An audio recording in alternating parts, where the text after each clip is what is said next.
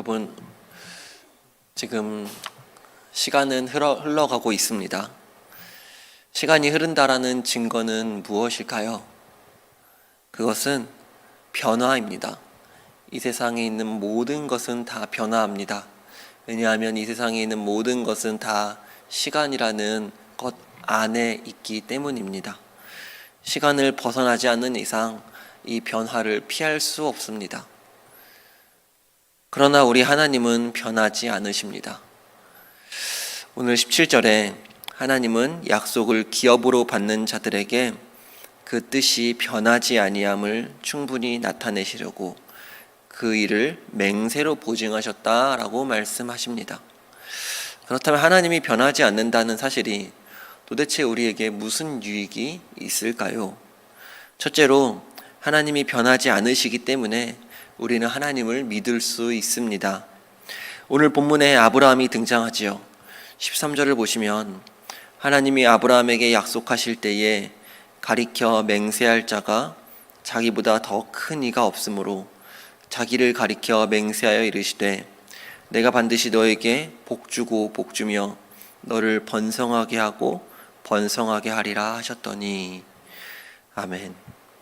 우리는 아브라함을 믿음의 조상이라고 알고 있습니다. 그만큼 아브라함의 인생은 믿음의 인생이었습니다. 하나님은 아브라함에게 끊임없이 내가 너에게 복을 주겠다라고 말씀을 하셨지요.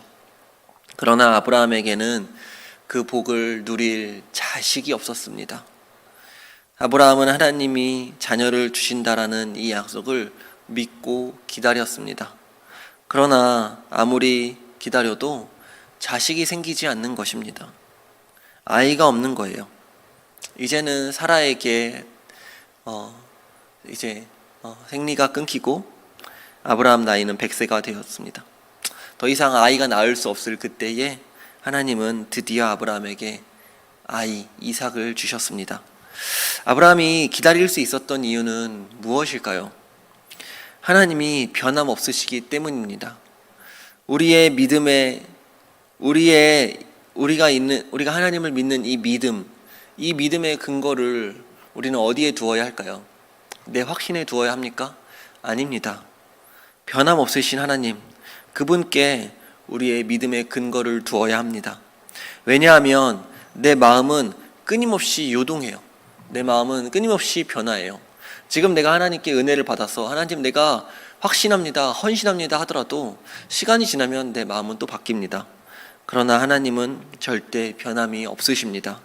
하나님의 약속은 변함이 없고 그 약속을 이루시는 그 때와 시간도 결코 변하지 않습니다. 아브라함은 75세에 자신에게 복을 주시겠다라는 그 하나님을 100세가 되어서도 여전히 변함이 없으신 하나님이시라는 것을 믿었습니다. 나는 변합니다. 사람들도 변하고 내가 믿었던 사람들도 변합니다. 그러나 세상은 변하지 않습니다. 세상도 변합니다. 그러나 우리 하나님은 결코 변함이 없으십니다. 둘째로 하나님이 변함이 없으시다라는 것은 하나님의 말씀이 변치 않는다라는 거예요. 17절을 보시면 하나님은 약속을 기업으로 받는 자들에게 그 뜻이 변하지 아니함을 충분히 나타내시려고 그 일을 맹세로 보증하셨나니 라고 말씀합니다. 여러분, 하나님의 말씀은 변하지 않습니다. 하나님은 100세의 아브라함에게 이삭을 주셨어요. 그러나 하나님의 약속은 이삭 한 명만 주시겠다라는 약속이 아니었어요. 어떤 약속이었지요? 아브라함아, 내가 너에게 자손을 줄 텐데 한 사람만 줄 것이 아니라 하늘의 별과 같이 많이 줄 것이고 바다의 모래와 같이 셀 수 없을 만큼 많이 줄 것이다 라고 약속을 하셨지요. 아브라함은 별과 같이 많은 자손, 모래알과 같이 많은 자손을 보았나요? 보지 못했어요. 그것을 보지 못하고 아브라함은 생을 마감하였습니다. 하나님께서 아브라함에게 주신 약속이 아브라함이 죽었다라고 해서 끝났을까요? 그렇지 않습니다. 아브라함은 죽었지만 아브라함에게 주신 그 하나님의 약속은 결코 거기서 끝나지 않았어요. 하나님은 아브라함, 이삭, 야곱, 요셉에게 그 약속을 계속해서 이어가게 하셨고, 마침내 이스라엘 백성은 애굽 땅에서 200만 명이라는 어마어마한 나라가 되었습니다.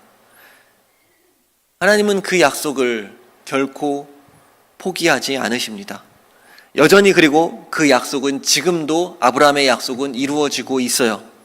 전 세계에 예수 믿는 사람들은 하늘의 별과 같이 바다의 모래와 같이 많습니다. 다 아브라함의 자손들입니다.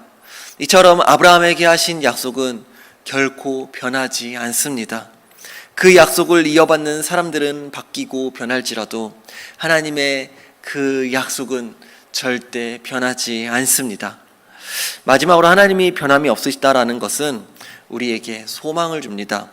18절을 보시면 이는 하나님이 거짓말을 하실 수 없는 이 두 가지 변하지 못할 사실로 말미암아 앞에 있는 소망을 얻으려고 피난처를 찾은 우리에게 큰 안위를 받게 하려 하심이라. 아멘. 여러분, 참된 소망은 무엇인가요? 실망이 없는 소망입니다. 언젠가 실망하는 소망이라면 그것은 진짜 소망이 아니에요. 소망은 무엇이냐면 현재 이루어지지 않은 일을 미래에 이루어질 것을 확신하는 것을 소망이라고 합니다. 사실 세상 사람들도 모두 소망을 갖고 살아가요. 아마 소망이 없다라면 이 세상을 살아갈 수가 없을 거예요. 그러나 이 세상에 두는 모든 소망은 튼튼하지 않고 반드시 무너지는 소망입니다. 왜냐하면 이 세상은 다 변하기 때문이에요. 그래서 예수님께서도 세상에 소망을 두는 사람들에게 이렇게 말씀하셨어요.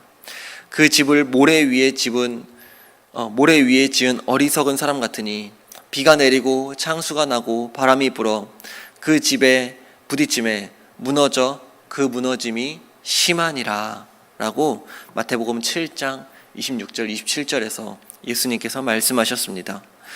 비가 내리고 바람이 불기 전까지는 괜찮아요. 세상에 있는 모든 소망들이 그때까지는 괜찮아요. 그러나 비가 내리고 바람이 불면 그 모든 소망은 다 수포로 돌아갑니다. 다 무너지게 됩니다. 우리의 모든 소망, 세상에 두었던 소망은 실망으로 바뀌게 됩니다. 그러나 우리 하나님 어떠십니까? 그분은 변함이 없으십니다. 아무리 강한 비가 내리고 아무리 강한 바람이 불어도 하나님은 변함이 없으십니다. 그래서 그 변함 없으신 하나님께 소망을 두고 그 변함 없으신 하나님의 말씀에 순종하는 자는 그 집을 모래 위에 지은 자가 아니라 반석 위에 세운 자와 같은 인생인 거예요. 절대 무너지지 않습니다. 그래서 우리의 영혼을 하나님께 온전히 맡길 수 있는 거예요. 하나님은 어떤 분이십니까? 우리의 유일한 소망이십니다. 시대는 변화하고 있고 그 변화하는 속도는 점점 빨라지고 있습니다. 말씀을 맺겠습니다. 우리가 살아가는 오늘은 어제와 다른 새로운 날이에요. 그래서 사람들은 변화하는 세상 속에서 발빠르게 대응하기 위해 끊임없이 공부하고 적응해 가야 한다라고 이야기를 해요. 물론 맞습니다. 중요해요. 우리는 이 세상을 끊임없이 알아가야 해요. 그러나 더 중요한 것이 있습니다. 끊임없이 변하는 세상을 누가 만드셨을까요? 바로 변함없으신 하나님이십니다. 사랑하는 성도 여러분, 급격하게 변화하는 세상 속에서 우리의 소망을 어디에 두고 살아가고 있습니까? 하나님은 변함이 없으십니다. 아무리 세월이 흐르고 강산이 변하여도 하나님은 여전히 동일하십니다. 하나님의 말씀은 변하지 않습니다. 풀은 마르고 꽃은 시들어도 하나님의 말씀은 영원히 변하지 않습니다. 하나님께 소망을 둡시다. 큰 배는 출렁이는 바닷물에 흘러 떠내려가지 않도록 아주 무거운 닻을 바다 깊숙한 곳에 내리거든요. 왜냐하면 바닷물은 계속 끊임없이 흔들리는데 땅은 흔들리지 않기 때문이에요. 우리의 인생은 마치 이러한 배와 같습니다. 우리가 때로는 배를 타고 바다 물결을 따라 이리저리 움직이고 항해해야 하지만 반드시 목적지에 다다르기 위하여서는 닻을 내려야 합니다. 안전한 곳에 닻을 내리지 못한 배는 목적지에 이를 수 없습니다. 우리의 인생의 닻을 어디에 내리고 계십니까? 우리의 인생의 닻을 변함없으신 하나님께 내립시다. 우리가 변하지 않으시는 하나님께 소망을 둔다면 우리의 마음은 진정한 평안과 안식을 누리고 우리가 그 목적지에 다다를 수 있을 것입니다.